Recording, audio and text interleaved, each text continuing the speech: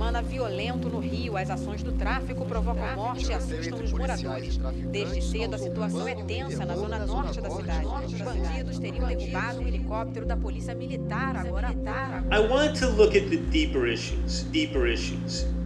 A liberdade do indivíduo pode ser absoluta até o ponto em que não atinge um direito de terceiro. One of the questions we often get asked is why do humans take drugs?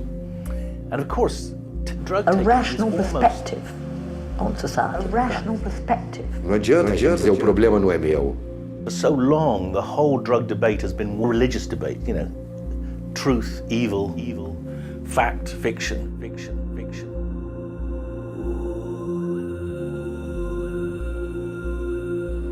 But the law, the criminal law, that says you, an adult who sells this powder or this plant to another adult, you too will be treated the same as a rapist or a murderer.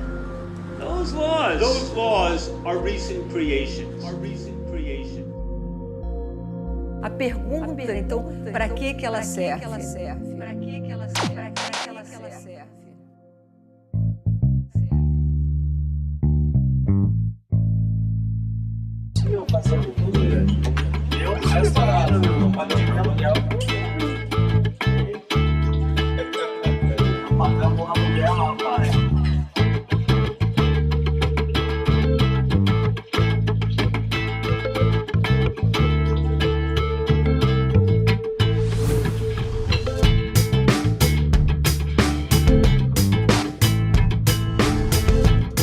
Faz pouco tempo que eu me interessei pela questão das drogas. Todo assunto que gera polêmica é interessante porque é sinal de que muita coisa ainda tem que ser discutida, que as pessoas ainda não chegaram a um consenso de como lidar com a questão na sociedade. E isso é com relação a tudo. Mas quando se trata das substâncias que alteram nossa percepção, nossa consciência, nosso bem-estar, o debate é ainda maior. E isso eu acho que é porque o assunto interessa a todo mundo. Eu não conheço ninguém que não tenha sido, de alguma forma, tocado por essa questão. E para a maioria das minhas perguntas, quando eu tinha uma resposta, e olha que foram poucas para as quais eu realmente tinha alguma resposta, elas eram superficiais, baseadas muito mais em ideologias, em mitos, do que em informação, em ciência. E amigos meus, médicos, advogados, também não tinham muitas respostas não. E essa constatação foi para mim marcante. Numa questão que interfere diariamente no meu bem-estar, na minha segurança, na minha liberdade, em assuntos tão importantes, o meu conhecimento era pouco, bem pouco. E quanto mais eu fui lendo, pesquisando, mais eu descobria pessoas falando coisas bem diferentes do que eu estava acostumado a ouvir. Então eu decidi que precisava ir além das leituras, além das matérias de jornais, além dos filmes e documentários, dos blogs da internet. Eu queria falar com essas pessoas. Eu precisava ouvir dos médicos, pesquisadores, policiais, advogados, por que eles diziam aquilo que eles estavam dizendo.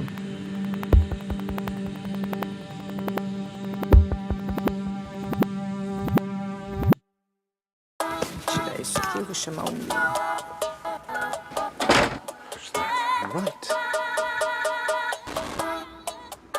My name is Amanda Fielding. My name is David Nutt. I'm a psychiatrist. I'm the director and the founder of the Beckley Foundation. Meu nome é Henrique Carneiro, eu sou professor de História na USP. My name is Richard Lee. I am the president of Oaksterdam University. Meu nome é Siddhartha Ribeiro. Meu nome é Denis Russo Burgerman.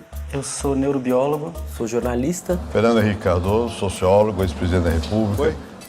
Aos poucos, muito lento. É sempre assim. My name is Dr. William Notcutt. Meu nome é Elisaldo Carlini. Meu nome é Luciana Boatê. I'm a consultant in pain management. Sou professora adjunta de Direito Penal da UFRJ. I have to look into you. Yeah, try to forget about the camera.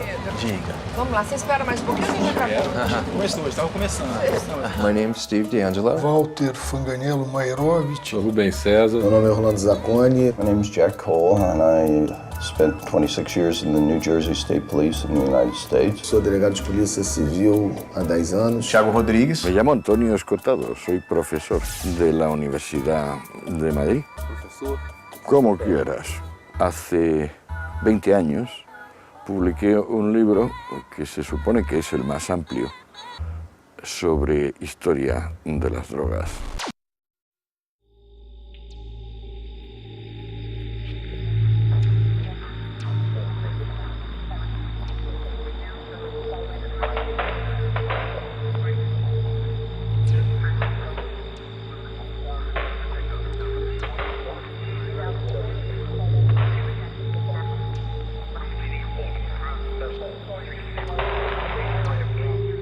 O uso de drogas ele é tão ancestral como a seleção da flora disponível em diferentes regiões do mundo para alimentação.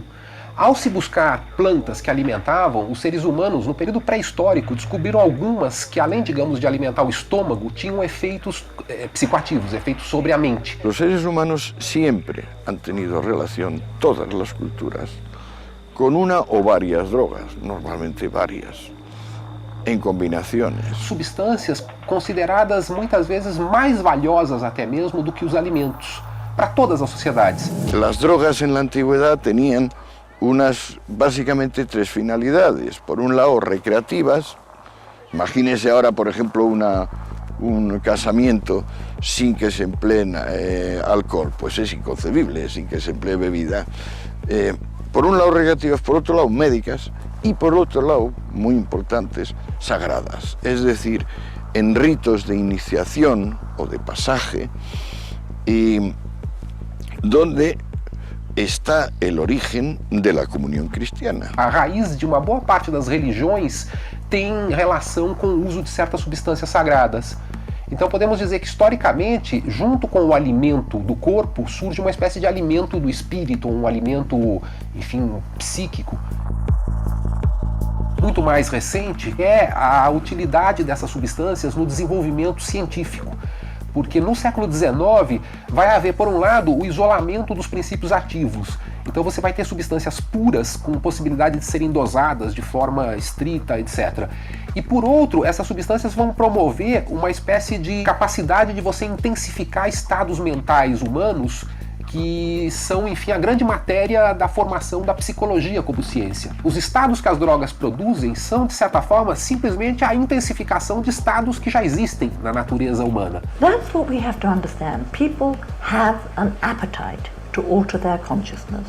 They've always done it, and they always will, one way or another. Drug taking is almost the norm. Almost every person takes a drug in their life. Almost no one is drug-free. Almost no one is drug-free. The next generation and that after, our children, our grandchildren, will live in a society with many more drugs than we have today. The pharmaceutical companies will continue to produce them. The science of the brain will become more sophisticated. That is the future. That is the future. 30 years ago, nobody knew about ecstasy. Now tens of millions of people have used it all around the world. New drugs will emerge. The challenge ultimately is going to be to learn how to live with drugs. To learn how to accept the reality that drugs are here. To learn how to live with drugs so they cause the least possible harm and in many cases the greatest possible good. That has to be the vision. That has to be the vision. That has to be the vision.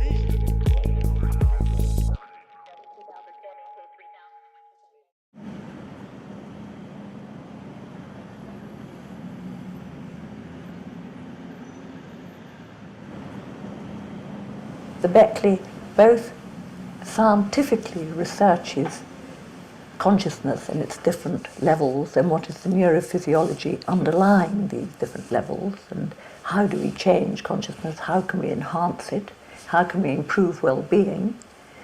That's one side of the Beckley Foundation. And the other side is to research what would be more effective policies to control the inevitable use of psychoactive substances.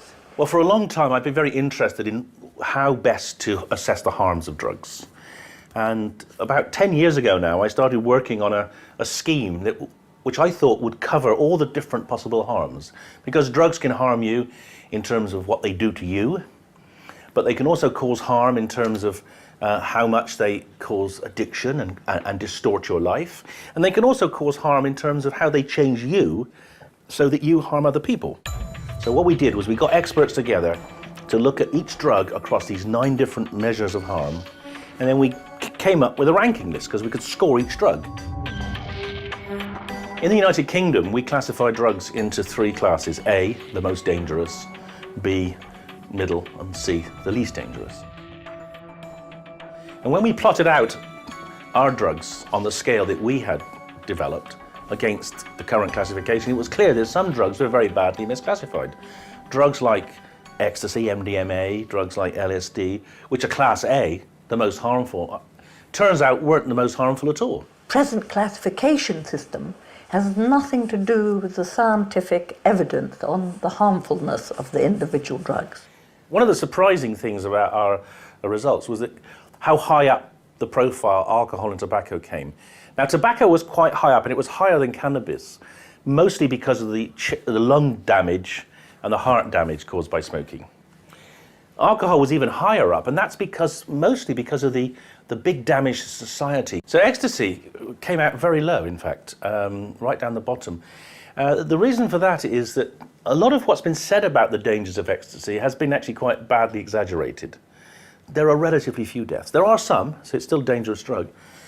You can minimize the risk of death by proper health measures. So, for instance, if you teach young people who are taking ecstasy about not to get dehydrated, about what to eat and drink, and how to deal with their effects of dancing a lot, then you can really reduce the risks of ecstasy.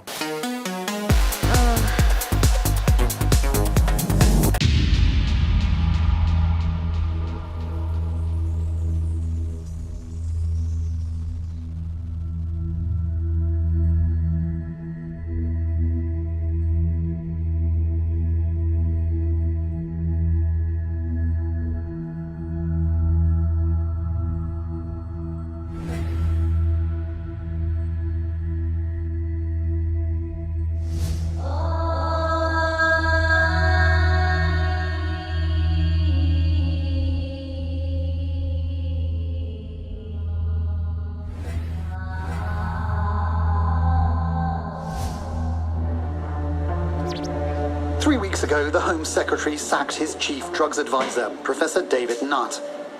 Last week, 3 scientists resigned in protest, bringing the total number of resignations to 5. In the report this week, we investigate the general public, who's completely uneducated about these substances, got a kind of visceral terror of them. And for some reason, that's kind of continued through the years. And that's why at the Beckley, the scientific research very much reflects the policy research, because without doing the scientific research, you can't actually demonstrate what are the potential benefits and what are the real harms. Almost every person takes a drug in their life. Almost no one is drug-free. Pretty much everyone takes coffee, which is a drug. Most people take alcohol. Majority smoke at some stage in their life, and then lower numbers take other drugs. So drug taking is a human behavior. Why is that? Now, we don't know why that is, but it's something to do, I think, with the way the human mind is constructed. It directs people to find things which are improve their well-being or provide interest. We should look at the individual drugs and classify them according to their harms. And I would also take into the classification their potential benefits too, but that's too difficult because no research has been done on the benefits.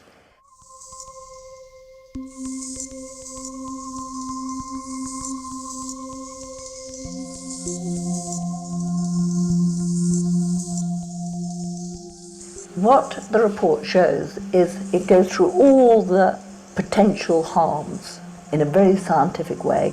There are very minor harms for adults using cannabis responsibly, a substance which scientifically has been shown to be a lot less damaging than tobacco or alcohol.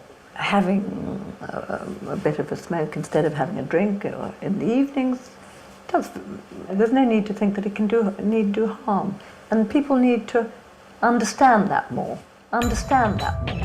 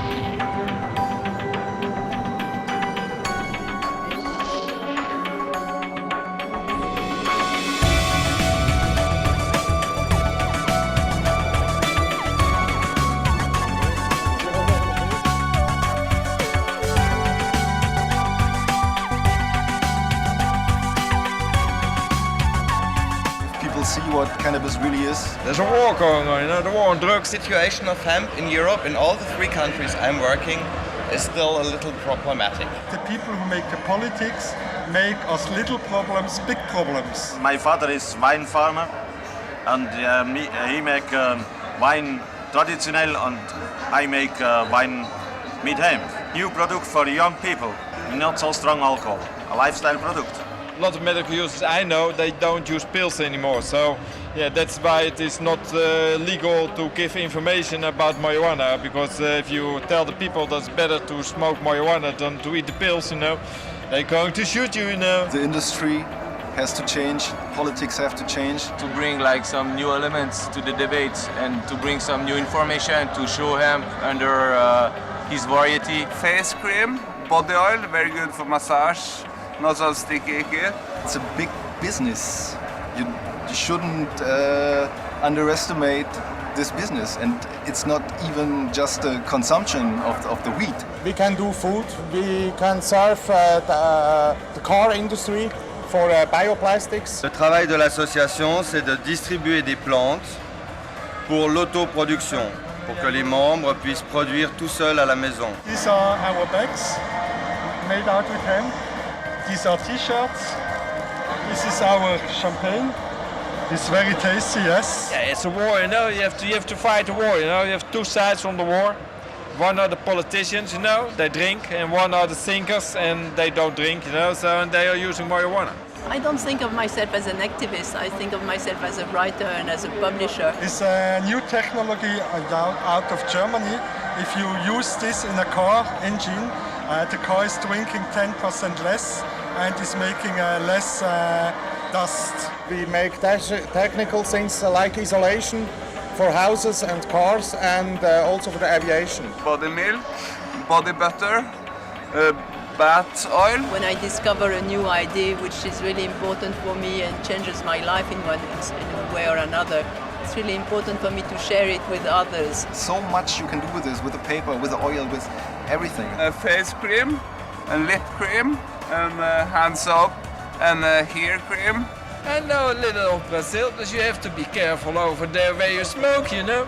So that is also stupid. Discovered that marijuana is really a friend for me. It's really an ally. If you want to make it in Brazil, for example, you have to make to produce the hemp, the industrial hemp, and you have to use it in your country. I get foot cream and hand cream. Hand cream is very good. We sell not the product, we sell a philosophy and solutions. And this is my future to do this. And I like to do it with success. Thank you. You have soft drugs and hard drugs. Yeah, you have marijuana and the other shit, you know. And they have also a little mushrooms, yeah. And you're also not dying if you're using mushrooms, you know. Only you're going to see something. And that is dangerous, you know, because you're seeing yourself. I think that's it.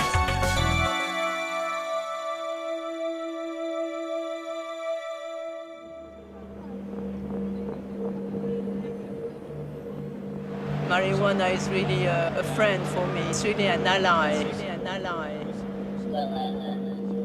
We've got most of them. It's a big business. Shouldn't underestimate this business, and it's not even just a consumption of the wheat. Of the wheat. It's so much you can do with this, with the paper, with the oil, with everything.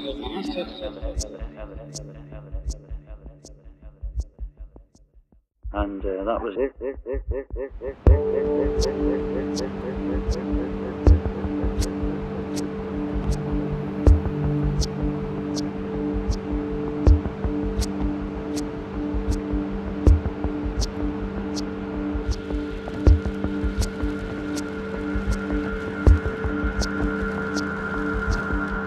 I meet Mac at the hemp mess in Basel, and then he said he wants to information about Swiss growers.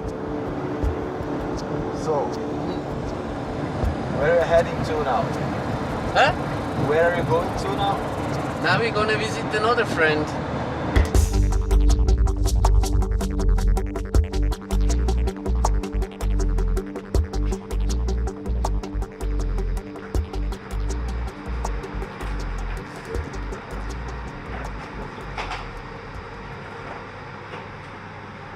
We cultivate cannabis.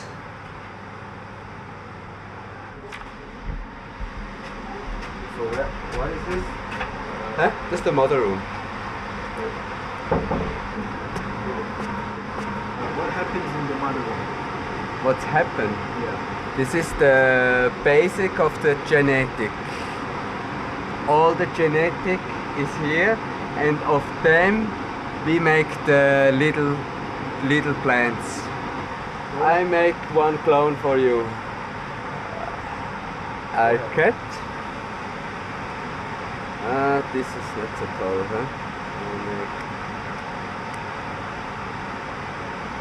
Okay. I have to take my glasses.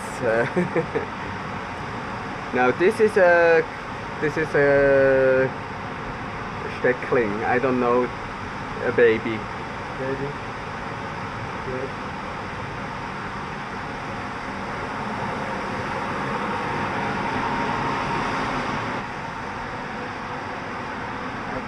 I have to do this in the water, Okay. and then I put it here. Finish. Okay. Very easy. We know these plants 5,000-6,000 years ago, and I see all the old cultures, they work with this plant, and not only for smoke. With this plant you can make clothes, you can make 10,000 things. So we produce food, we have goats, the milk of them we make it cheese, then we take it seeds inside. This seed is very, very healthy because of the omega-3, 6 and 9, and this seed we can take it in the meat, in the bread. We produce some liquor with the extract, sorry the English is not so super, an extract of cannabis inside. Then we sell this in Switzerland and Europe. Very healthy. From the mother room, the plant comes to here, and here the weight and going a little bit high for to get in this room what we speaking together. In this room we make some seed. This look not so nice. This is a father plant. We make from the mother. We make. You see here. Yeah. This is the man. Then this goes to the wife, and then will come here some seed. Maybe so. You see here. It's very young. It's not finished. Now we test some products from the oil of them. How many rooms do you have in here? Just an idea, a lot of rooms? A lot of rooms. There's 11 rooms, but we are not finished here. We will make more, 12 rooms, 13 rooms we will make more. in the future. In 2-3 weeks we will beginning to make the laboratory. This is some pieces from the laboratory. This is gas chromatographic. Okay. This is an extraction machine. And the government, a lot of governments thinking we have to prohibit this, then we will not have some problems. But a lot of sickness people, they needed really not chemical stuff. Maybe the multiple sclerosis, also SIDA, for asthma, for a lot of things, this plant can be good, very good. A cannabis, ela realmente é uma planta muito importante. Ela é usada através dos tempos com diferentes utilidades. Já se contaram mais de 2.500 utilidades da planta. A maconha era uma planta econômica, talvez a mais importante da história, porque ela fornecia a grande base para o velame dos navios, para o cordame dos navios e para qualquer tipo de papel. Então toda a revolução editorial de Gutenberg foi feita com o cânhamo servindo de fibra para o papel. Ela é uma fibra excelente porque ela é a mais longa fibra e a que mais resiste à deterioração na água. Então, diferente do algodão ou do linho, ela pode ser usada para fazer cordas e velas de navios. A revolução, por exemplo, da pintura é resultado do uso do cânhamo, porque o cânhamo servia tanto para fazer as telas, tanto que a palavra em inglês para tela é canvas, que vem do termo holandês para cânhamo, como as próprias tintas também usavam o óleo de cânhamo. O óleo de cânhamo servia também para iluminação pública. Era a segunda fonte de iluminação pública antes do gás, junto com o óleo de baleia. Então era uma planta muito útil para várias, esferas da vida social. A possibilidade do uso da cannabis de um ponto de vista industrial é quase que infinita. Há também uma possibilidade de uso terapêutico. A partir da década de 50, 60, a maconha começa lentamente a voltar a ter a consideração do mundo científico. Nos anos 60, se descobriu um dos princípios ativos, o principal princípio ativo presente na maconha, que é o THC, tetraidrocannabinol. Isolado, o princípio ativo. Purificaram esse composto e verificaram que a administração desse composto produzia efeitos mentais nas pessoas muito semelhantes ao consumo da maconha como um todo. In the late 1980s, it was discovered that within our brain we have a receptor for the cannabis molecule. Nos neurônios, nas células que fazem o cérebro funcionar, as unidades do cérebro, existem receptores que são como se fosse a chave da ignição, nos quais esses componentes da maconha, sobretudo o THC, se liga especificamente. Aí ficou muito esquisito, né? Como é que o nosso cérebro tem algo para receber o princípio ativo da maconha? Bom, a pergunta fez, mas será que nós não temos uma maconha interna? Descobriu-se uma maconha interna. O cérebro de todos nós, a minha, o meu cérebro, o seu. O cérebro de qualquer pessoa é cheio de substâncias canabinoides. They're known as the endocannabinoids. O primeiro endocannabinoide, aliás, tem um nome interessante. Batizaram essa substância como anandamida. Anandamida vem do sânscrito ananda, que é êxtase. Então, uma amida, que é uma substância química, que produz êxtase. Esse foi o nome escolhido pelos pesquisadores. Depois eles descobriram uma segunda molécula e hoje a gente sabe que é esse receptor que é capaz de se ligar ao canabinoide, ele realiza uma quantidade muito grande de funções no cérebro, naturalmente. E com isso descobriu-se um sistema no nosso cérebro, chamado sistema canabinoide. É um sistema que ele é capaz de interferir com vários outros sistemas. Receptores para a anandamida existem no nosso cérebro em número maior do que os receptores de vários neurotransmissores somados. Então, existindo um número tão enorme de receptores para receber essa anandamida, isso é sinal que esse sistema do cérebro nosso deve ter uma importância grande.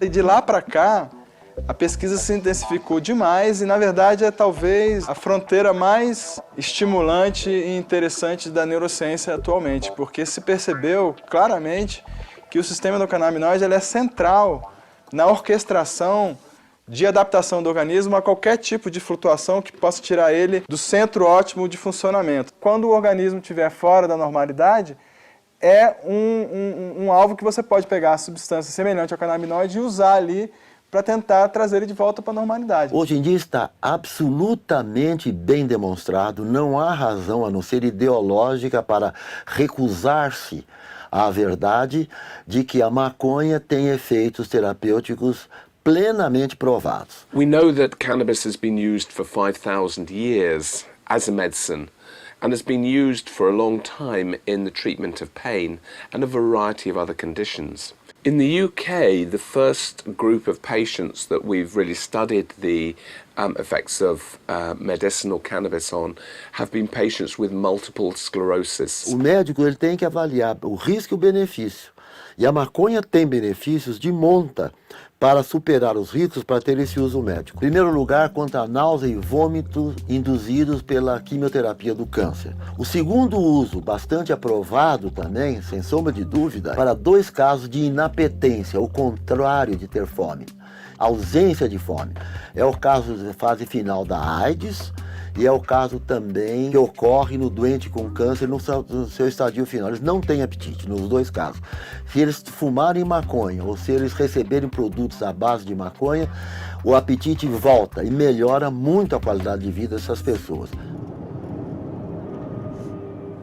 Em 2002, eu percebi algo estranho no meu corpo. Aqui nessa região do pescoço, começou a surgir um carocinho, parecia insignificante, mas de forma muito rápida, assim, em questão de 2 meses já era uma coisa saliente, bem relevante. Eu cheguei num médico, um cirurgião de cabeça e pescoço, e ele falou: Alexandre, isso é muito grave, tu vai ter que fazer uma cirurgia urgente. Tiraram uma parte desse material, desse nódulo, para análise, para ver que tipo de problema seria. E foi quando o médico deu a triste informação de que aquilo era um tumor maligno. Esse foi o médico que fez a minha cirurgia, que solicitou encaminhar Alexandre Tomás, 33 anos, portador de neoplasma maligno, provável linfoma. Eu, na verdade, eu não tinha plano de saúde, fui para a fila do SUS lá, consegui uma medicação, tal, uma coisa assim, e comecei propriamente dito tratamento de quimioterapia. Essa aqui, eu acho que é a que mais choca. O paciente encontra-se em acompanhamento quimioterápico e radioterapia pelo CID-C 859. Diante dessa notícia, eu senti que meu mundo tinha caído, assim, eu me senti fraco e tu já começa a contabilizar quanto tempo de vida tu pode ter. Foi prescrito 8 sessões com intervalos de 20 dias, só que na sexta meu organismo já não aguentava mais. No momento que ela botava a agulha, eu já tinha uns baldes para vomitar e era um enjoo, era uma coisa terrível. E em determinado momento o médico, ele comentou que ele não poderia me receitar, mas ele comentou que se fosse em outros países do primeiro mundo, provavelmente os médicos recomendariam o uso da cannabis. E eu comecei a pesquisar, ver como é que era, relatos de outros pacientes, e até tomei a iniciativa de importar, comprar umas sementinhas da Holanda no site, e comecei a incluir na minha horta, minhas ervas medicinais, eu comecei a plantar também. Nessa horta aqui, de 10 canteiros, era esse pedacinho aqui, ó. Nesse pedacinho aqui eu tinha, então, em torno de 10 pés, mais ou menos, que como o nosso clima aqui no sul, ela é uma colheita por ano, então, no verão eu tinha que cultivar aquilo que eu ia precisar para o ano todo. O enjoo da quimioterapia era tão forte que realmente naquela semana tu ficava para baixo. Eu acabei até indo procurar tratamento psiquiátrico. Nesse tratamento psiquiátrico, o médico me dava Tanquinal e no fim eu comecei a ficar pior ainda. E eu acabei trocando, em vez de comprar esses remédios de laboratório, foi na mesma época que eu comecei a colher as primeiras flores da cannabis e automaticamente foi substituir. Troquei o químico pelo natural. Aí quando eu comecei a radioterapia, então foram ao todo 25 sessões, eles fizeram uma máscara de chumbo e dava radiação só nessa região onde tinha esse tumor. Além de perder o gosto de se alimentar, de sentir o sabor dos alimentos, tu perde totalmente o apetite, tu fica desinteressado em comer. Tu sabe que aquilo virou uma obrigação, porque tu não sente gosto. Então, nesse período, a cannabis sempre me acompanhou, me ajudou bastante. Causou um bem-estar, me deu até uma sensação de prolongamento de vida que eu acabei incorporando. Assim como eu tenho outros chás que eu tomo, melissa, erva cidreira, eu também tinha cannabis.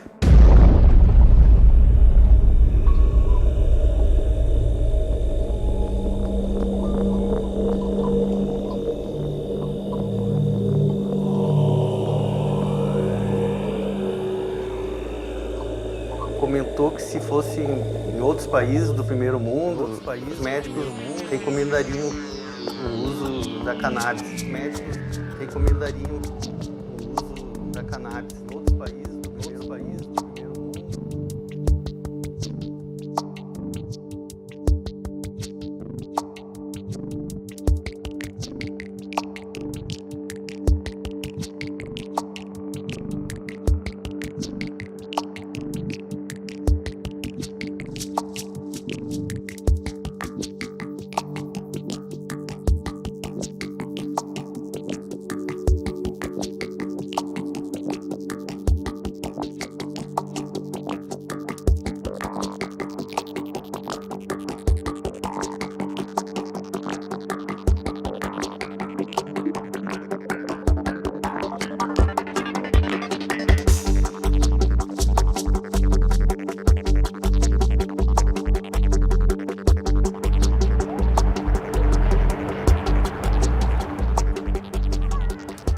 In 1996, the voters of California passed Proposition 215. The Compassionate Use Act, Proposition 215, the medical marijuana law, which was a referendum, and the voters said that people who have a recommendation from their doctor saying that cannabis can help their medical condition, that those people should be allowed to grow cannabis and possess cannabis and distribute cannabis amongst themselves. Oakland in 2004, 65% of Oakland voted for Measure Z, which made all cannabis offenses, all growing and selling of cannabis privately, for private adult purposes, the lowest law enforcement priority, and mandated that Oakland tax and regulate it similar to alcohol as soon as possible. In 2004, the city took action and passed the state's first ordinance for licensing and regulating medical cannabis dispensaries, and that license said that there would be 4 permits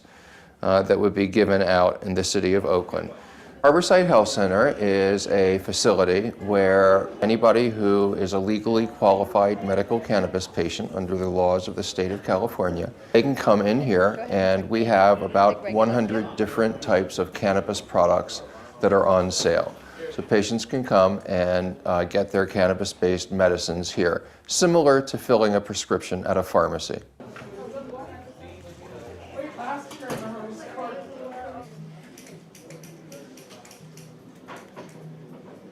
Any money that we make above and beyond covering our basic operating expenses, like our rent and our paying our employees, we then circulate back into patient services and community services and charitable donations. Hey Dennis, we need some water.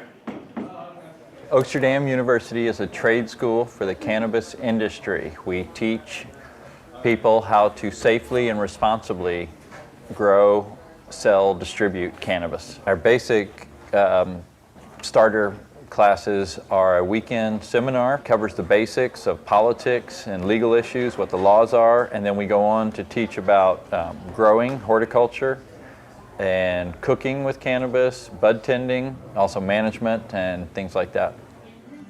The California Board of Equalization did a survey, and they estimate that the state of California could bring in $1.5 billion from taxing cannabis. And further, the state of California could save $900 million almost another $1 billion from savings on law enforcement, from not arresting people and putting them in prison.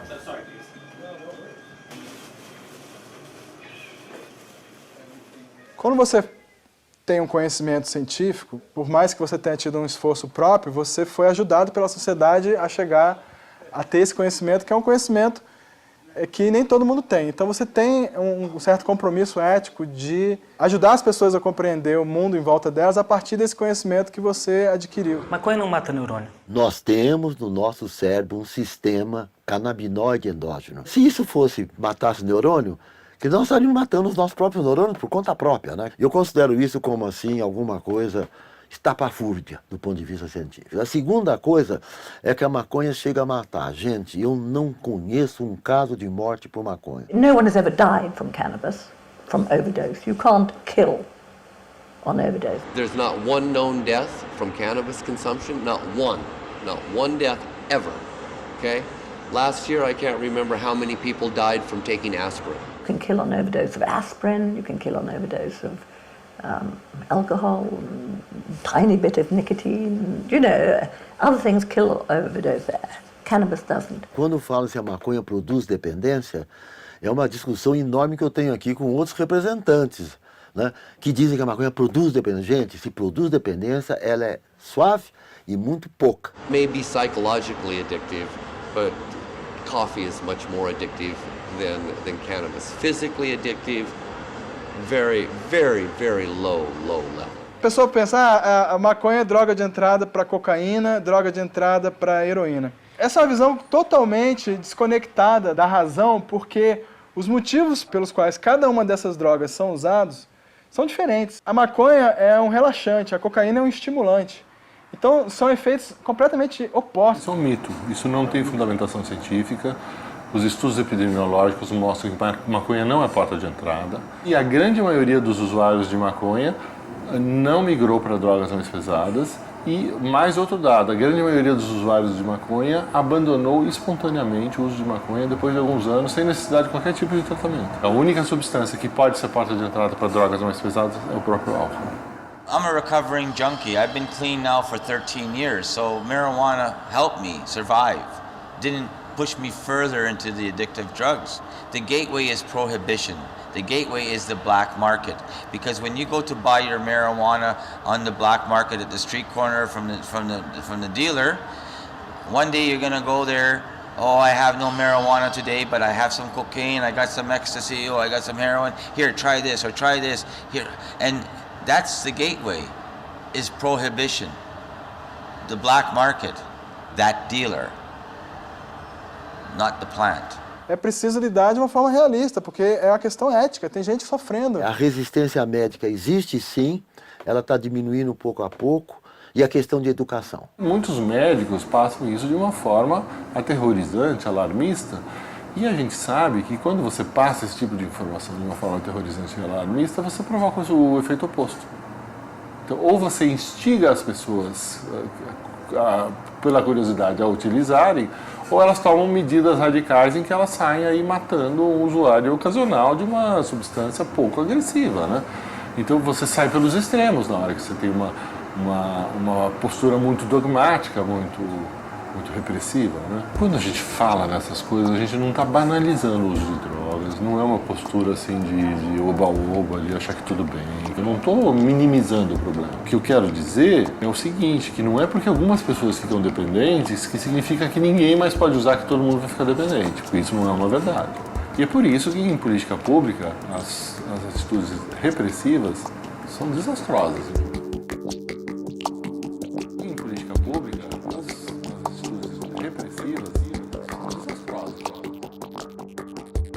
I think the best way to open this up is to jump backward 2 or 3 generations or more, and to remember that 100 years ago, so many of these drugs that are now illegal were legal in your country and mine and the rest of the world. Cocaine was legal. Morphine, heroin, legal. Cannabis, legal. For some reason, we transformed these laws. Does anybody believe that 80 years ago or 90 years ago in Brazil or America, that an expert commission of scientists and doctors and economists was assembled and they made very informed decisions and they decide alcohol and tobacco are less dangerous and these are more dangerous and therefore legal and therefore criminal? Does anybody believe that? You know, I mean, the answer really is, and Gerardo said it before, what determined historically in your country and mine and many others which drugs became illegal and which remain legal had nothing to do with the relative dangers of these drugs and everything to do with who used these drugs. Today, we've had these laws for 2 or 3 generations, and this history of the origins is forgotten. And I realize, for those of you in the media, you never write about history because you're a reporter. You write about today and yesterday. But the problem is to do an injustice to your readers and your listeners because they have no vehicle to be informed about the origins of these laws. We live today with the myth that these laws are grounded in justice and in the protection of public health, when in fact these laws are grounded in ignorance and in prejudice. That history needs to be uprooted, uncovered. A questão religiosa é determinante, porque o cristianismo estabelece uma espécie de ordem baseada na divinização de uma única droga psicoativa, que é o álcool, considerando essa droga não apenas legítima no seu uso corriqueiro, no seu uso festivo, etc., mas usando-a ritualmente como já se fazia na religião judaica. No século XIX ocorre uma inversão dessa ordem a partir de uma das vertentes do protestantismo, que é o culto metodista, fundado pelo John Wesley na Inglaterra, que depois vai ser muito influente nos Estados Unidos. A partir mais ou menos de 1800, início do século XIX, eles passam a considerar que o álcool em si mesmo é algo pecaminoso. Isso, que era uma tese minoritária, vai ganhando peso político, vai influenciando o Estado norte-americano até conseguir aprovar em 1919 a Lei Seca, que proíbe totalmente, durante quase 14 anos, a produção e o comércio de qualquer bebida alcoólica, inclusive cerveja. A Lei Seca é digamos assim, o primeiro grande exemplo de uma lei proibicionista de fato. E que eu acho que é um paradigma mesmo do proibicionismo. Porque, ainda que depois ela tenha sido revogada na década de 30, ela deu um modelo do proibicionismo. Né? E qual que é o modelo? É a busca radical de exterminar da face da terra substâncias e práticas, usos relacionados a algumas substâncias. No caso era o álcool, mas depois, mesmo que para o álcool isso tenha sido revertido, para outras drogas isso foi ampliado, foi incorporado.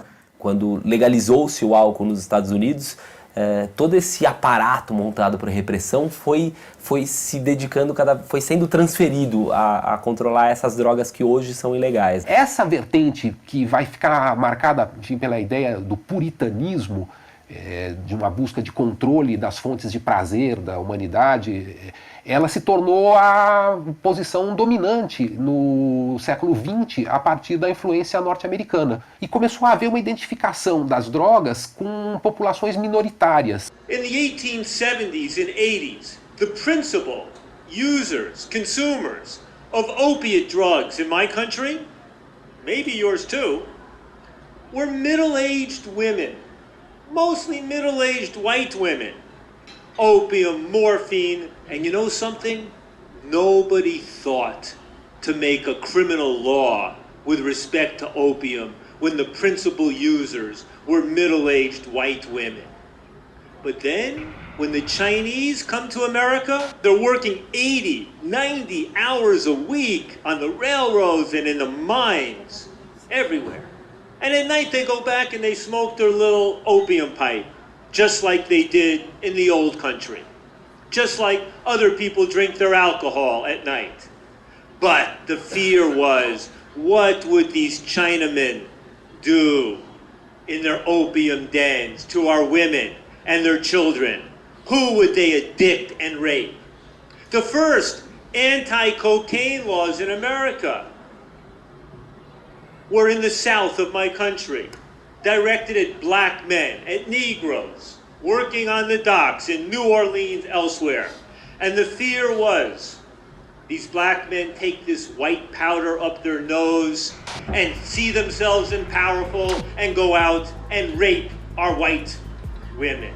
The first anti-marijuana laws, they were directed at the Mexican Americans and Mexican migrants coming to America, taking good jobs from good white people, going back home at the end of the night, smoking up a little marijuana reefer. And the fear was, what would these Mexican, these dark-skinned people do to our women and our children?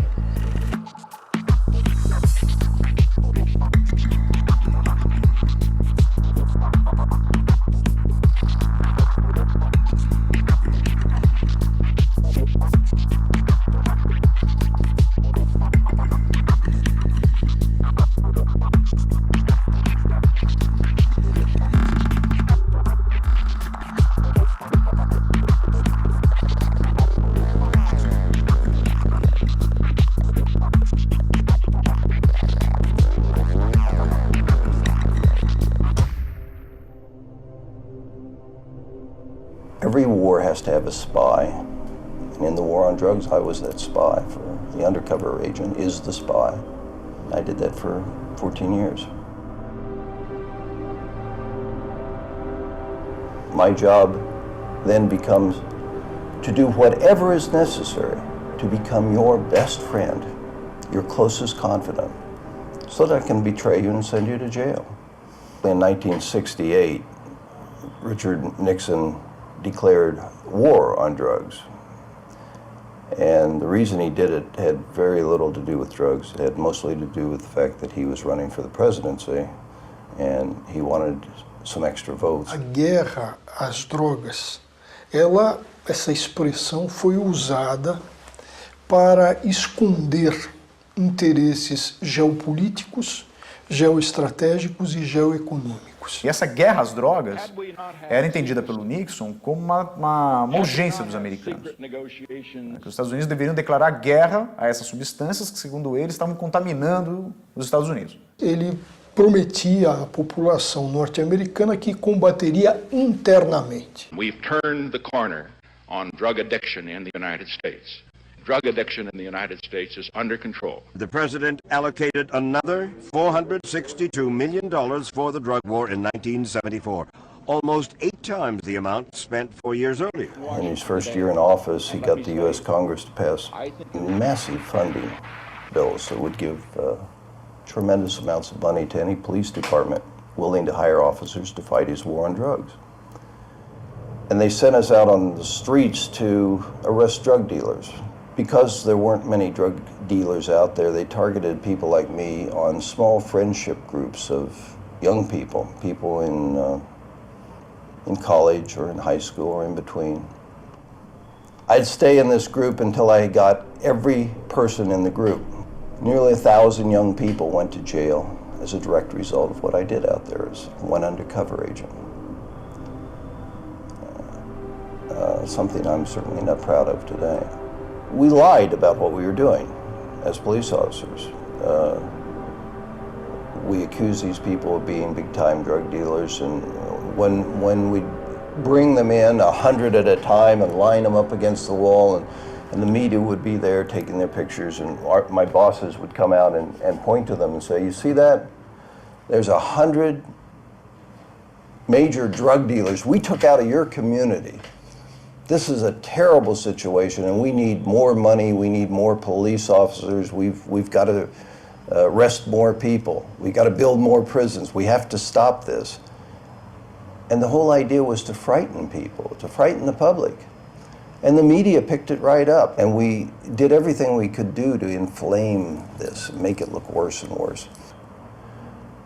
Because of the war on drugs, we spend so much of our police staff time and our police budget chasing around these non-violent drug offenders that we just don't have time anymore to protect citizens from violent crimes. No governo Ronald Reagan vem a grande política que ele apresenta de War on Drugs, de guerra às drogas. E aí já tem o fator interesse. Então ele demoniza o uso das drogas e diz que há necessidade de se combater não só internamente, como dizia o Nixon, mas também externamente, tendo em vista países de produção de drogas ou de matéria básica para a droga. E aí se estabeleceu uma lógica que é a lógica do país produtor e do país consumidor. E que é uma lógica interessante porque é uma lógica de segurança nacional, na medida em que o governo dos Estados Unidos considerava que o próprio país, os Estados Unidos, era um país consumidor, que produtores eram outros países ou outras regiões e que, portanto, os Estados Unidos tinham o direito de se defender. Se defender, inclusive, atacando as fontes. E que justifica, portanto, ações internacionais de combate. Isso, na realidade, era um pretexto para ele montar bases e para, a título, falso título de cooperação internacional, entrar pela América Latina e em outros países. A questão das drogas virou uma questão de equilíbrio mundial. Por quê? Porque abre portas para intervenções mascaradas de cooperação. Quando eu fui secretário nacional antidrogas, por exemplo, na embaixada norte-americana, e eu descobri isso, existem as pessoas que trabalham, que vêm dos Estados Unidos, sim, mas quantos estavam como funcionários da embaixada, burocratas, e eram da CIA, da DEA? Eu encontrei, por exemplo, e por acaso no aeroporto, porque eles vieram falar comigo, eu era o secretário nacional, no aeroporto de Manaus. Eles se apresentaram, nós somos do DEA. Então, a partir daí eu instalei um procedimento para saber o que eles estavam fazendo lá em Manaus e com que autorização. Percebe? Dá para perceber essa intromissão? Agora, quando se fez isso, a Comissão de Relações Exteriores, não me lembro agora se da Câmara ou do Senado, cada um tem as duas, mas bom, do Parlamento, instaurou imediatamente um procedimento verificatório, se marcou uma audiência onde eu seria ouvido. Estou esperando até hoje, tá? E ninguém foi ouvido. Isso se perdeu, não há interesse, há todo um jogo. O proibicionismo ele é constituído por camadas, né? E talvez a primeira camada, a camada mais basal, seja o moralismo. Essa história de que quem está envolvido com drogas é um demônio que quer corromper o resto de nós, isso não se sustenta, isso simplesmente não é verdade. Esse discurso da pureza, da virtude, né, na verdade embute uma ideia autoritária. Numa democracia, o vício e a virtude, eles convivem, né, no mesmo lugar, nas mesmas pessoas, né? Ninguém é absolutamente bom, absolutamente mau. Logo imediatamente vem uma outra camada, que é o discurso da saúde pública, que é uma camada de discurso médico, sanitarista, que vai dizer, vai tentar afirmar, né, que as drogas, algumas drogas são perigosas para a saúde individual e coletiva, então por isso elas precisam ser proibidas. Saúde pública normalmente é quando a saúde é um bem público, ou seja, quando não cabe aos indivíduos tomar decisões. Por exemplo, no caso de uma epidemia. Isso é um caso de saúde pública. Agora, quando se trata da decisão que o indivíduo toma sobre sua própria vida, não é um caso de saúde pública, é um caso de saúde individual. É claro que isso não significa que é um problema menor, mas significa que é um problema que deve ser tratado em outra esfera, não mais na esfera do Estado, mas na esfera da sociedade. E às vezes necessita do trabalho de clínicas, às vezes do trabalho de famílias, às vezes do trabalho de igrejas, mas não necessita do trabalho do governo, não necessita do trabalho da polícia. Uma mercadoria, né, feita no mercado clandestino, ela não se submete a nenhum controle de qualidade, né, e, portanto, ela potencialmente pode ser muito mais prejudicial à saúde. O discurso da saúde pública veio colado ao discurso moral, aí proíbe-se. Aí, ao proibir, vem um terceiro nível, que é o problema de segurança pública. Fim de semana violento no Rio, as ações policiais e traficantes morte e assustam os moradores. Porque quando você proíbe e o mercado não termina, mas o mercado passa para a ilegalidade, são inventados inúmeros criminosos que não havia. Então, da noite para o dia, o proibicionismo pretendeu acabar com o uso de drogas. E da noite para o dia, o proibicionismo só inventou criminosos. Usuários, entendidos como criminosos, né? E mercadores, entendidos como criminosos. Quando se fala na América Latina de drogas, se pensa em violência, se pensa em traficantes. A droga em si não tem nada a ver com a violência, nem a atividade. A atividade de venda é violenta porque é proibida. A guerra é violenta, a opção pelo modelo bélico pressupõe a violência. O objetivo da guerra é aniquilar o adversário, né? Só isso, nada menos do que isso. Olha lá, gente! Uma vez que é proibido, só se ocupa pela lei, né? Só cuida disso quem está fora da lei. E quem se beneficia e cresce com isso é quem está fora da lei. Então, é uma lei que beneficia o bandido, é uma lei feita para aumentar o poder criminal. E o traficante vira uma espécie de demônio, porque o sujeito pode ser um delinquente e praticar muitos crimes, como assassinatos, roubos, etc., mas ele é identificado com aquele que parece ser o pior de todos, que seria a prática do tráfico. Considerado um dos maiores narcotraficantes. Se a gente olhar todos os que estão encarcerados e olhar o Rio de Janeiro, a gente vai ver que, na verdade, ela não tem nenhum efeito sobre a segurança pública. O que a gente chama de populismo criminológico é exatamente um discurso que ele vai sendo repetido e que não informa, mas ele produz o que a gente chama de um senso comum criminológico. Eu vou na Zona Sul, na minha academia de ginástica, e vou ouvir as pessoas dizendo: mataram 10, puxa, menos 10 traficantes, porque traficante tem que morrer. A matança que nós estamos assistindo aqui no Brasil, e particularmente no Rio de Janeiro, quer dizer, de agora mesmo, dia atrás, morreram 8, 10, e morrem 8, 10 por dia, e as pessoas não é bandido, não é bandida, mas estava lá. Apesar dessa ideia de que a lei se aplica de forma igualitária para todas as pessoas, a lei não é aplicada de forma igualitária. Ou seja, a própria operatividade do sistema penal ao aplicar uma lei abstrata, essa operatividade ela vai necessariamente ter algum tipo de seleção.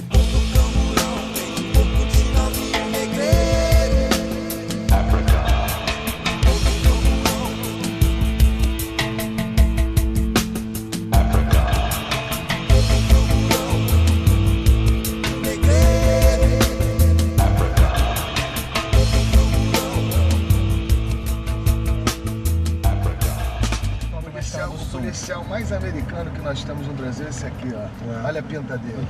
Sempre gosta, hein? O cárcere está cheio de pessoas pobres, oriundas dos guetos, das favelas. 90% dos presos hoje são presos de baixa instrução, que ganham um salário mínimo, que ganhavam, que estavam desempregados, e a maioria deles é negros e mulatos, né? Então essa já é uma característica. Aqui é a ala do seguro.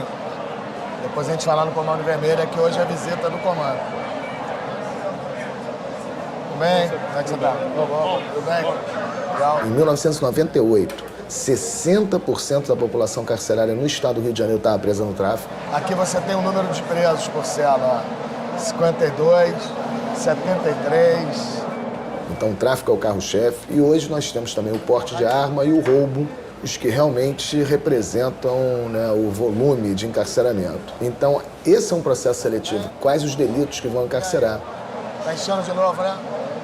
Hoje, o alvo dos processos de criminalização são as pontas dos negócios ilícitos. Então, quando se quer combater a contrafação, pirataria, né, o alvo é o camelô. Quando se fala em negócio do tráfico de drogas, nós vamos ver que quem está sendo criminalizado por esse negócio é o varejista, aquele que está na ponta. Hoje, esse é um sistema que ele atua somente punindo aqueles menores, aqueles, como se fala, o enxugar gelo. São os pequenos e que são facilmente substituíveis. Isso representa, para o negócio das drogas, algo muito irrisório. É como nós tentássemos pesquisar o dinheiro que circula na bebida alcoólica e no cigarro e fôssemos concentrar nossa atenção para o seu Manuel, dono do botequim. O dono do botequim, ele até ganha algum dinheiro com cigarro e com bebida, mas o forte da economia do cigarro e da bebida não está no botequim. Então, com as drogas acontece o mesmo fenômeno, só que é um mercado ilícito. Que poder econômico elas têm? Quer dizer, se elas tivessem poder econômico, elas saíam da favela. O que mostra que por trás dessa questão das drogas existe também um processo de criminalização da pobreza.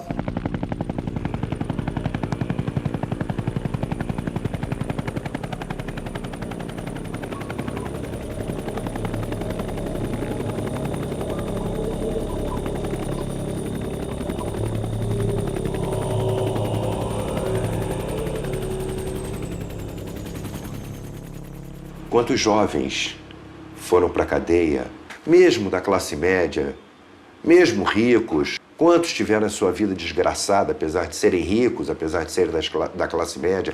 E o volume monstruoso de jovens das largas massas que foram para a cadeia porque estavam ganhando um dinheirinho para soltar um foguete quando visse a polícia, o outro, enfim, porque aquilo era o emprego que lhe sobrava, era o emprego que lhe era possível. O pequeno traficante, que no fundo é um problema social muito maior, a pessoa que não teve oportunidade de emprego, se envolveu ocasionalmente, uma vez estava vendendo droga, e isso é um problema muito mais sério. Você enfrentar uma questão social importante na base da força, na base do tiro, na base da polícia, eu acho que isso realmente é um desperdício muito grande. Você tem uma perda de vidas de bandido, de quem não é bandido, de senhoras, crianças, de policiais. Será que nós não temos inteligência suficiente para lidar com essa questão de uma outra forma? Toda vez que o governo falha, o governo diaboliza alguma coisa e põe a culpa naquela coisa. O Estado falha miseravelmente em conceder à população qualidade de vida. Jovem é criado aqui sem nenhuma perspectiva de vida, e aí o Estado fala, tá vendo? O crime tá aqui, é o tráfico, não sou eu que sou incompetente.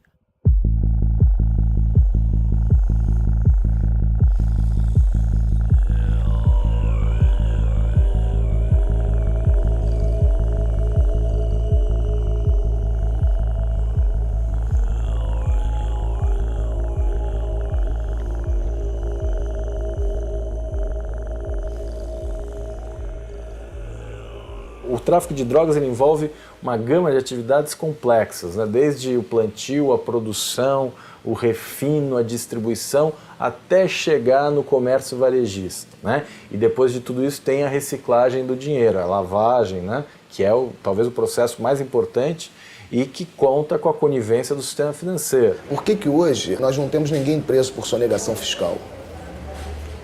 Crimes contra a ordem tributária, né?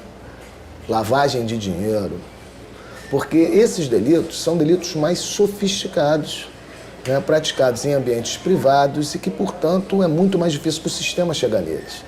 Né? E existe também toda uma decisão política de se reprimir determinados tipos de delito. Não é crime? O que é crime? Isso não existe. Crime é uma criação política. E de que crime estamos falando? Mas aí vem uma argumentação direta que é a relação das drogas com o crime. Me diga qual é a pesquisa acadêmica séria.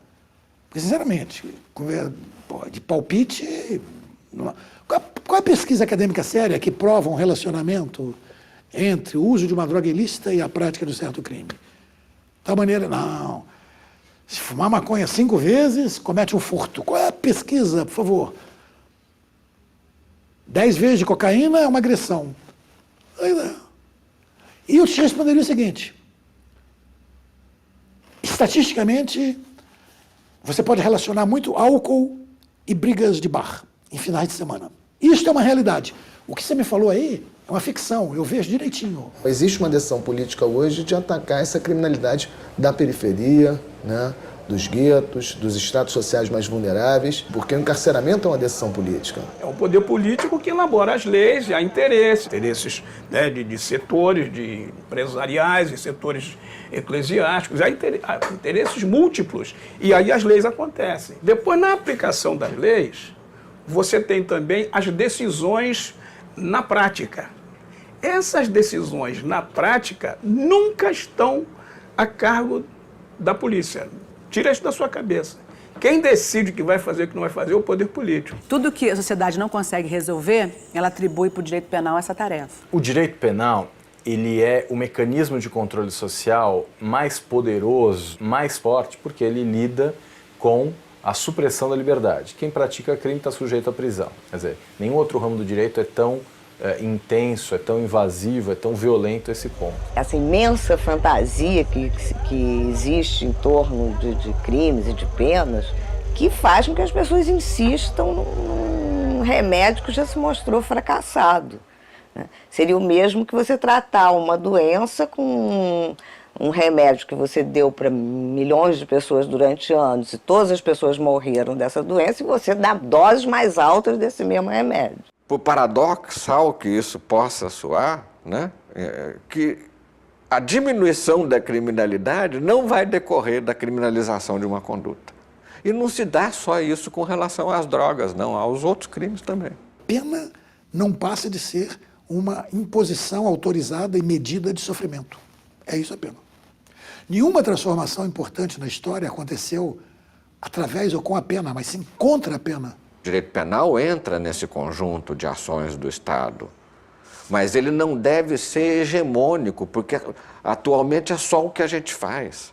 E o pior, a gente o faz de uma maneira militarizada.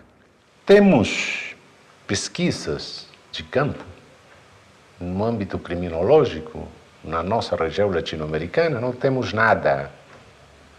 Temos grandes investimentos em polícia, em carros, em armas.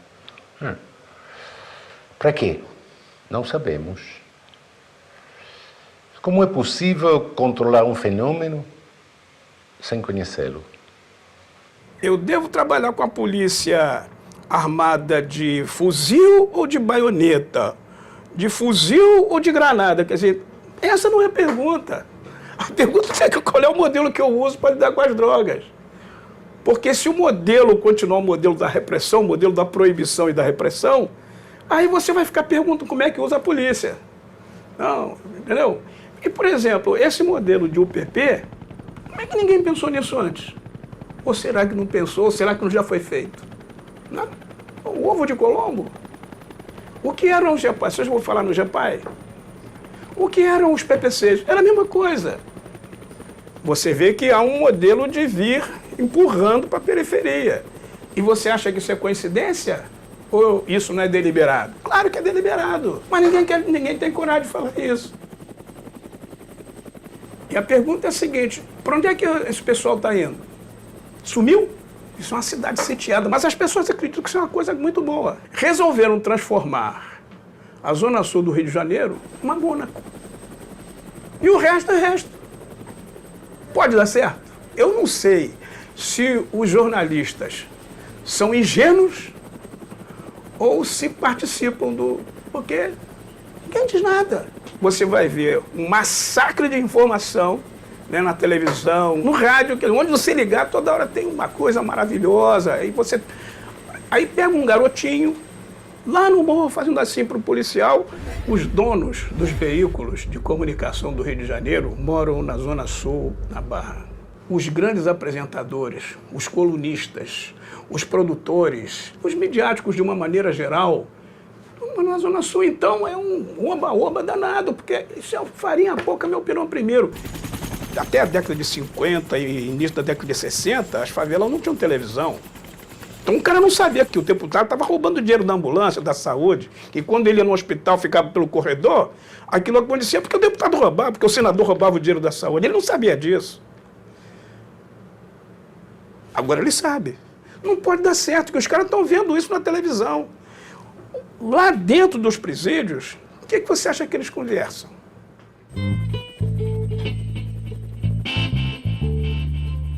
Que a desigualdade é da natureza humana, as pessoas são diferentes, a pobreza ela sempre existiu, existiram as pessoas ricas, as pessoas pobres, por meio da desigualdade injusta. Eu acho que isso aí está fortalecendo a apartação social dessa cidade e desse estado. Uma cidade já historicamente com problemas sérios de desintegração social, e isso agora está realmente marcando muito isso.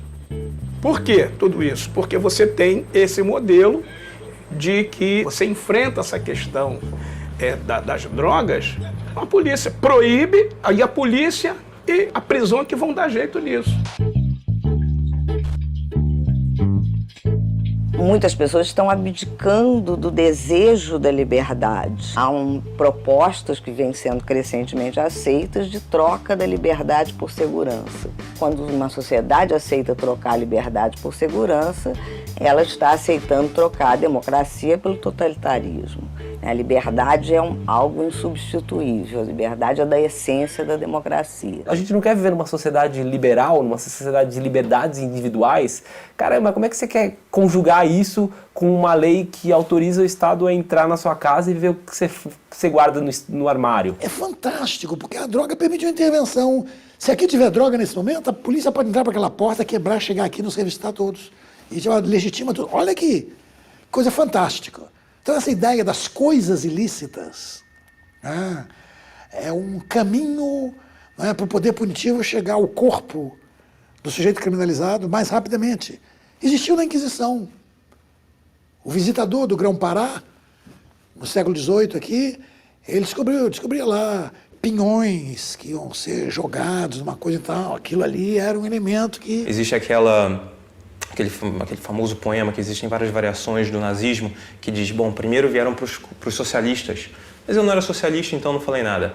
Depois vieram para os sindicalistas, eu não era sindicalista, não falei nada. Depois vieram para os judeus, eu não era judeu, não falei nada. Depois vieram por mim, atrás de mim, e aí não tinha mais ninguém para falar por mim.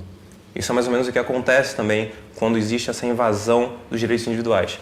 Primeiro eles vêm por grupos que não são muito populares, eles vêm para os maconheiros.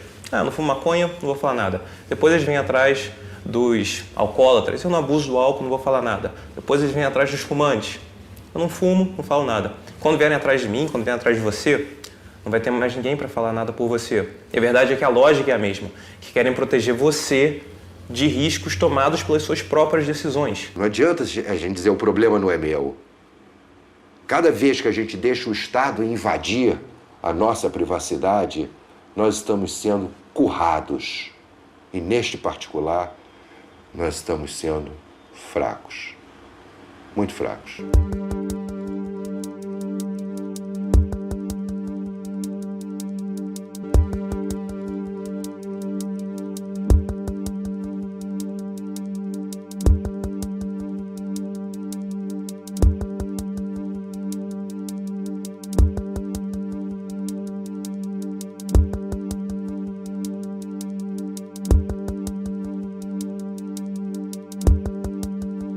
O dano provocado pela política de drogas é um dano que somente poderá ser avaliado pela história, porque é um dano incalculável.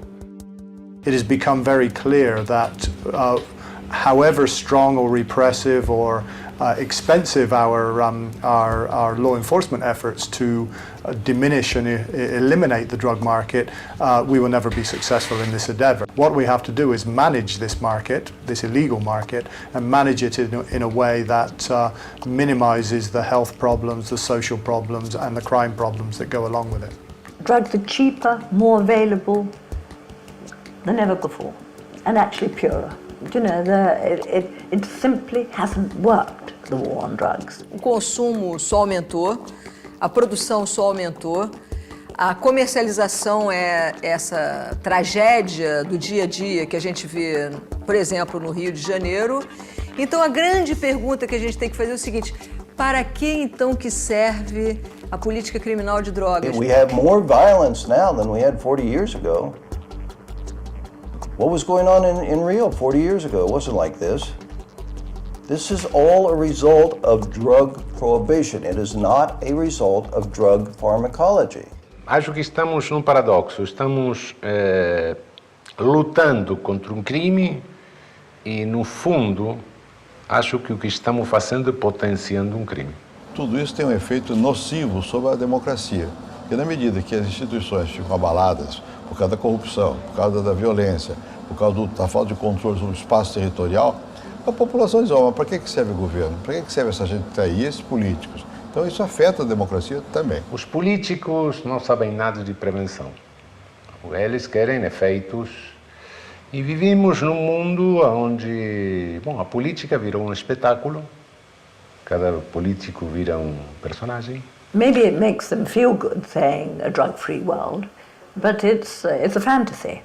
It doesn't exist, and it leaves the poor countries of the world in this terrible state of social breakdown. Será que essas pessoas acreditam mesmo que nós vamos ter um mundo sem droga? Ou isso é colocado dessa forma para atingir outros objetivos?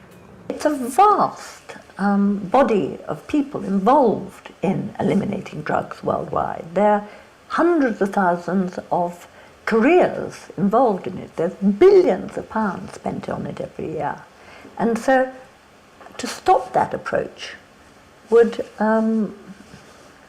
shape the livelihood of many people. O político normal não tem essa visão, tem a visão do imediato. Do imediato ele pensa que perde voto. Quando a sociedade começar a se abrir mais, discutir mais abertamente, o político vai sentir a necessidade de ter uma posição. Não é de como ele hoje a necessidade dele é de se omitir. Não fala na droga.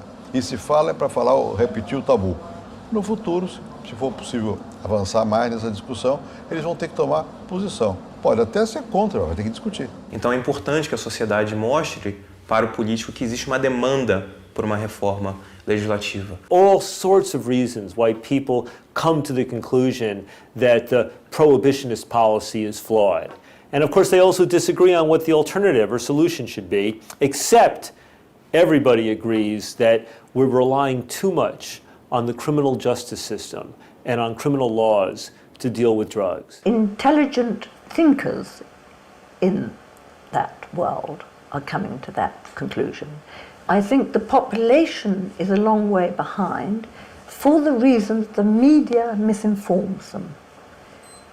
The people haven't been educated fully. They're just terrified of drugs, quite understandably. The day that major newspapers or televisions put in the headlines of their news story and that they use the phrase drug prohibition or drug criminalization, simply putting those words will lead to a switch going off for the public understanding. The understanding that there's a difference between the problems of drugs and the problems of prohibition. O primeiro passo é a descriminalização, mas depois que diz vamos descriminalizar, tem que entrar nessas questões. Então o quê? Se não é crime, como é que tem o acesso? Não é? Tem que regular esse acesso. O segundo passo a discutir é exatamente isso. O que é que você faz, no fundo, com a liberdade de cada um? Maconha é um foco importante por várias razões. Primeiro, que o grande consumo é maconha, muito mais que qualquer outra droga. Segundo, porque ela está num nível de dano à saúde compatível com práticas hoje legalizadas. E três, principalmente, que maconha dá para plantar em casa. Isso é ótimo. Eu acho que, do ponto de vista do combate ao tráfico, é a única que dá esse horizonte. Quer dizer, a tecnologia é tão desenvolvida que você pode plantar num armário, você pode plantar numa varanda, você pode plantar em qualquer lugar que você teria o resultado. Brazil is perhaps better poised and situated than anyone else in Latin America, and in some respects among the better in the world, to help move this debate forward in a new direction. Está na hora de no Brasil também se abrir um grande debate mais aberto, mais livre, de opinião pública, de convencimento, relações com o governo, para dizer, ó, está na hora de mudar. I know that I cannot succeed in my mission until the ordinary parent of a teenager believes that what I have to say and offer is going to provide greater safety and security for their children and grandchildren than what the government offers today. Now, I know that the science and the evidence supports this perspective, but the challenge is to communicate it. Ciertas ideas son tan malignas y tan peligrosas como el demonio mismo. Hay que acostumbrarse a que los seres humanos somos muy locos. Muy locos. Hay una parte del cerebro ignorante que los demagogos utilizan, a veces ex profeso, otras veces inconscientemente, para conseguir que retrocedamos en el uso de la razón. Eu acho que a gente tem que mexer nessa coisa bastante pontual, microscópica mesmo, que é a sensibilidade de cada um. Essas mudanças acontecem quando começa a ter muita anomalia, as coisas já não fazem sentido. As ideias começam a ficar fora do lugar, começam a não funcionar, entendeu? Você tem muita... Elas sempre estiveram ali, mas de repente os fatos começam a aparecer e ficando evidente mesmo, tem alguma coisa errada, e as pessoas começam a se comentar. Se você se choca com as pessoas que têm problemas com drogas e que têm problemas que muitas vezes são involuntários, quer dizer, a pessoa começou a se envolver com qualquer substância psicoativa, não para se matar, não para sofrer, né? Mas que de repente acabou entrando num circuito complicado de sofrimento, e isso acontece, lógico, né? Se você se choca com isso, Se você se choca com a violência do narcotráfico, então você tem que se chocar com a proibição. Isso acontece, é clique, dá um clique. Tem um certo momento que diz, pô, e se a gente pensar assim? Entendeu? É uma virada. Essa virada pode acontecer de repente. Não adianta olhar pro céu com muita fé e pouca luta.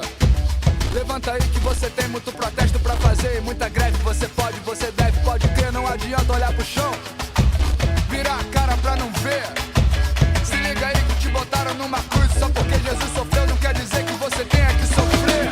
Até quando você vai ficar usando rédea, rindo da própria tragédia? Até quando você vai ficar usando rédea, pobre, rico ou classe média?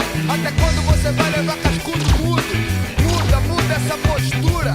Até quando você vai ficando mudo? Muda que o medo é um modo de fazer censura. Até quando você vai levando? Até quando vai ficar sem fazer nada? Até quando você vai levando? Até quando vai ser saco de pancada? Você tenta ser feliz, não vê que é deprimente. Seu filho sem escola, seu velho tá sem dente. Você tenta ser contente, não vê que é revoltante. Você tá sem emprego, sua filha tá gestante. Você se faz de surdo, não vê que é absurdo. Você que é inocente, foi preso em flagrante. É tudo flagrante, é tudo flagrante. Até quando você vai levando? Até quando vai ficar sem fazer nada? Até quando você vai levando? Até quando vai ser saco de pancada? A polícia matou um estudante, falou que era bandido, chamou de traficante. A justiça prendeu o pé rapado, soltou o deputado e absolveu os PMs de vigário. A programação existe pra manter você na frente da TV, que é pra te entreter, que é pra você não ver que o programado é você. Até quando você vai levando? Até quando vai ficar sem fazer nada? Até quando você vai levando? Até quando vai ser saco de pancada? Muda que quando a gente muda, o mundo muda com a gente. A gente muda o mundo na mudança da mente. E quando a mente muda, a gente anda pra frente. E quando a gente manda, ninguém manda na gente. Na mudança de atitude não há mal que não se mude, nem doença sem cura. Na mudança de postura a gente fica mais seguro. Na mudança do presente a gente molda o futuro. Até quando você vai